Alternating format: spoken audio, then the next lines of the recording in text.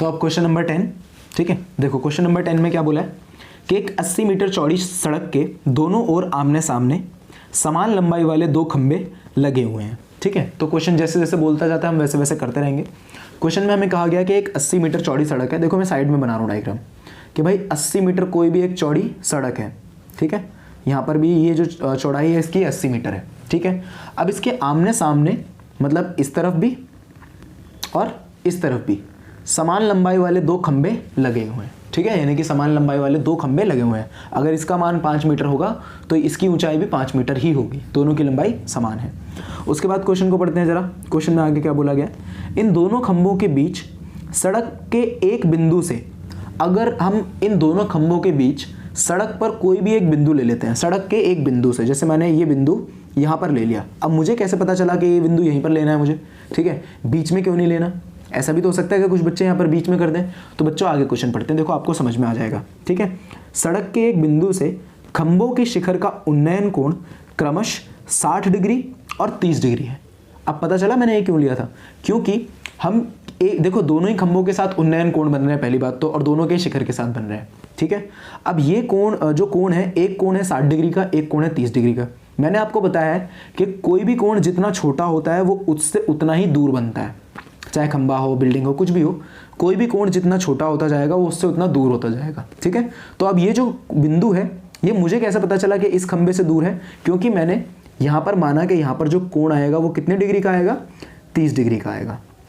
समझ में आया ना आपको, ठीक है। मुझे कैसे पता चला कि ये कोण मतलब ये जो बिंदु है बीच में नहीं है। कुछ बच्चे क्या करते हैं, यहाँ पर ये जो सड़क है इसके बीचों बीच भी ये बिंदु ले सकते थे, ठीक है, बीचों बीच भी आप ले सकते थे ना, लेकिन हमें कैसे पता चला कि ये थोड़ी दूर है इससे, कोण देखकर, ठीक है। अगर इस खंबे के साथ इसका कोण 30 है तो ये बिंदु दूर नहीं हो जाएगी इस खंबे से। और देखो ये यहाँ पर जो कोण बन रहा है वो 60 डिग्री का बन रहा है ना, यहाँ पर जो कोण है वो 60 डिग्री का है, तो इसका मतलब ये वाली बिंदु इस खंबे से पास है ना। आप कहीं भी बना सकते हो, आप चाहो तो ये 60 उस तरफ बना सकते हो, कोई दिक्कत नहीं है, लेकिन अगर हम उस तरफ 60 बनाएंगे तो ये बिंदु थोड़ी यहाँ पास में चली जाएगी इसके, ठीक है। इतनी बात क्लियर बता रखा है मैंने आप लोगों को। तो ये हमारा 60 डिग्री हो गया, ठीक है। अब हमें निकालना क्या है इसमें, ज़रा देखते हैं। खंभों की ऊंचाई और खंभों से बिंदु की दूरी ज्ञात कीजिए। तो अब भाई देखो दो त्रिभुज बन रहे हैं, ठीक है, और खंभों की ऊंचाई हमें निकालनी है और साथ साथ ये वाली दूरियाँ, मतलब यहाँ से लेकर यहाँ तक और यहाँ से लेकर यहाँ तक, ये दोनों दूरियाँ भी हमें निकालनी है। बहुत आसान सा क्वेश्चन है।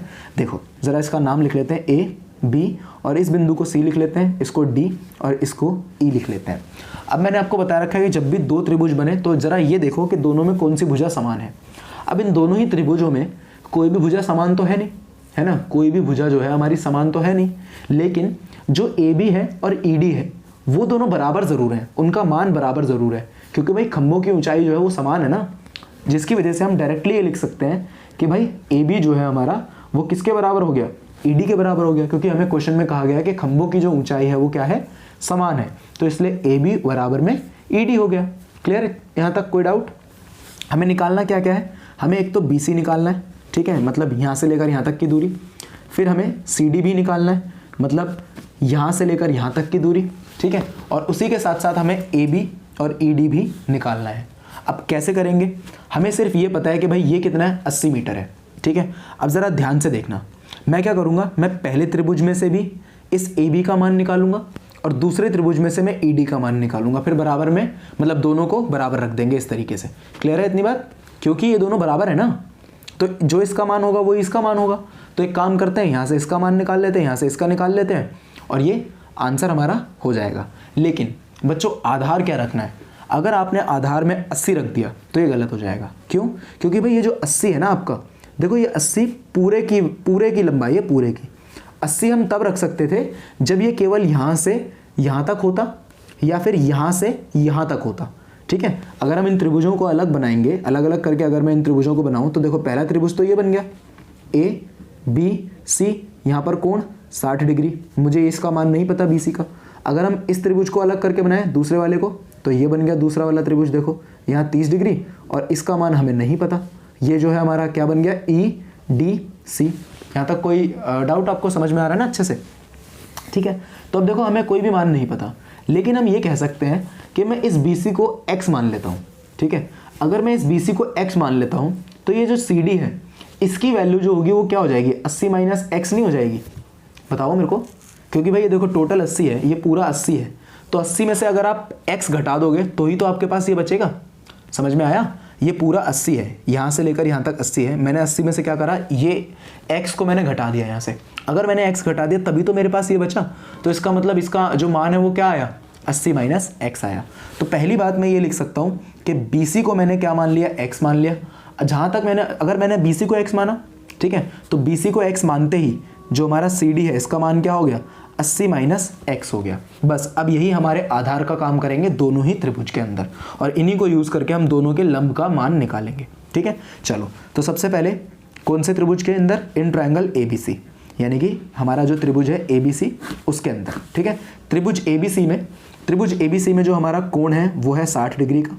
ठीक है, हमारा जो लंब है, लंब क्या है हमारा, AB है। ठीक है, और जो आधार है वो है BC को हमने x मान रखा है।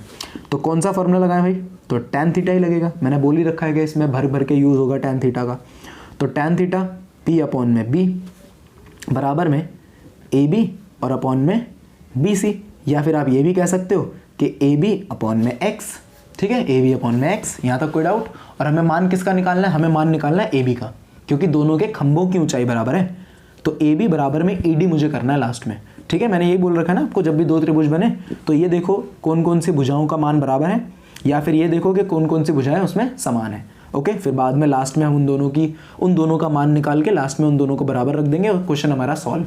फालतू के ट्रिक्स वगैरह कुछ लगानी नहीं है। ओके, चलो तो AB अपॉन में x कितना है हमारा यहाँ पर, tan 60 degree is equals to AB upon में x। यहाँ तो कोई डाउट किसी को? तो tan 60 की वैल्यू कितनी हो जाएगी, √3 हो जाएगी यहाँ पर। ठीक है, is equals to AB upon में x को उधर मल्टीप्लाई कर दें तो x उधर जाके मल्टीप्लाई होके क्या बन जाएगा, √3x मिल जाएगा। तो ये हमारा AB का जो मान आया वो कितना आया, √3x आ गया। ठीक है, तो हमने पहले त्रिभुज से खंबे की जो वो है वो निकाल ली। अगर हमारा AB √3x है ना, अगर हमारा AB √3x है तो ED जो है वो भी √3x हो जाएगा, है ना, वो भी तो √3x हो जाएगा। तो ज़रा आप करके देखते हैं सॉल्व। ठीक है, मैं दूसरे वाले त्रिभुज से क्या करूँगा, दूसरे वाले त्रिभुज में से इस ED का मान निकाल लूँगा। अब आप बोल रहे होगे कि सर आपने √3x बोला तो फिर हम इसका मान क्यों निकाल रहे हैं, क्योंकि भाई लास्ट में मुझे उसी को बराबर रखना है, तभी √3 से √3 वगैरह कुछ ना कुछ कटेगा और वहाँ से हमारा जो x है या AB है इनमें से किसी का एक का मान आ जाएगा। ठीक है, चलो तो करते हैं दूसरा त्रिभुज कौन सा लेना है हमें, दूसरा त्रिभुज कौन सा, देखो जरा, दूसरा त्रिभुज हमारा EDC। तो दूसरा त्रिभुज लेते हैं EDC। ठीक है, तो यहाँ पर आ गया हमारा इन ट्रायंगल EDC। ठीक है, तो EDC में जो थीटा है हमारा वो है 30 डिग्री का, जो इसका लंब है वो है ED। ठीक है, और जो इसका आधार है, इसका आधार है CD। ठीक है, जिसको हमने 80 माइनस x माना हुआ है। ओके, यहाँ तक कोई डाउट, जिसको हमने 80 माइनस x माना हुआ है। ठीक है, चलो तो अब इसमें दोबारा से tan थीटा लगाते हैं। tan थीटा बराबर में P अपॉन B, इसका मतलब हुआ ED अपॉन में CD। ठीक है, और यहाँ पर जो tan है वो रखा जाएगा 30 डिग्री के साथ। तो यहाँ हमने लिखना है tan 30 बराबर में ED अपॉन में CD। ठीक है, कोई डाउट यहाँ तक? tan 30 का मान होता है 1/√3 is equals to ED upon में 80 माइनस x। ठीक है, 80 माइनस x, मैंने इसकी जो मान था, इसका जो मान था वो डाल दिया यहाँ पर, क्रॉस मल्टीप्लाई कर दो 80 माइनस x ऊपर, तो ये हो गया हमारा 80 माइनस x अपॉन √3 और बराबर में आ गया हमारा ED। ठीक है, अब ज़रा यहाँ पर आ जाते हैं भाई दोबारा क्वेश्चन के स्टार्टिंग में।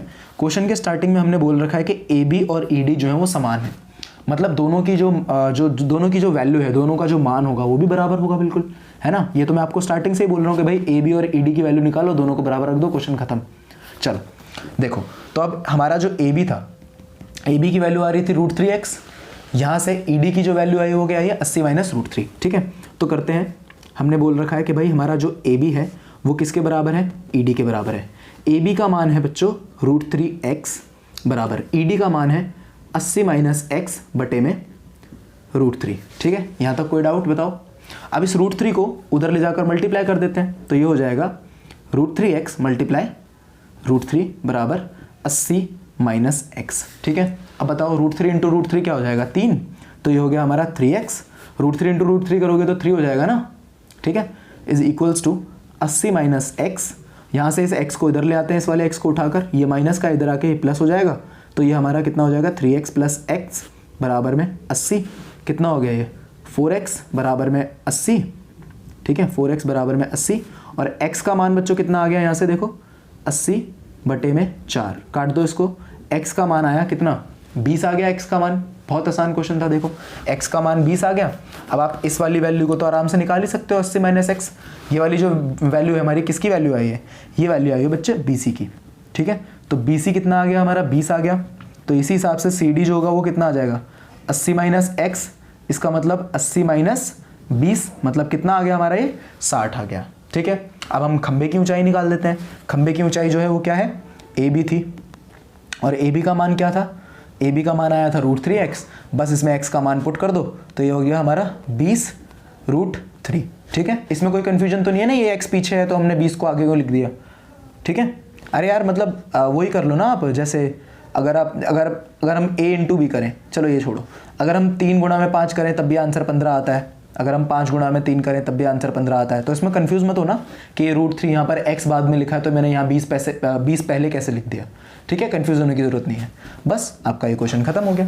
देखो मैंने आपको एक शॉर्ट तरीका बता ही रखा है कि पहले दोनों त्रिभुजों में देखो कि क्या बराबर है या कौन सी भुजा सेम है, बाद में उन दोनों की वैल्यू निकालो, फिर उन दोनों को बराबर रख दो और आंसर बड़े प्यार से आ जाता है। देखो जैसे हमने यहाँ पर भी सॉल्व किया, सारा कुछ बड़े आराम से, कैलकुलेशन अच्छी होनी चाहिए बस आपकी, ये तो मैंने आपको सबसे पहली वीडियो में भी बोला था कि कैलकुलेशन आपकी सबसे अच्छी होनी चाहिए, ठीक है। अच्छा एक चीज़ और बोलनी थी यार, देखो कुछ बच्चों को लगता है कि मैं बहुत तेज़ पढ़ाता हूँ, तो आप यार वीडियो थोड़ी स्लो करके देख लिया करो, ठीक है। कुछ बच्चे बोलते हैं कि सर आप बहुत धीरे पढ़ाते हो, तो आप यार वीडियो थोड़ा फास्ट करके देख लिया करो, ठीक है। बाकी जिनको कोई प्रॉब्लम नहीं है वो तो नॉर्मल स्पीड पे देखा करो। चलो नेक्स्ट क्वेश्चन अब करेंगे।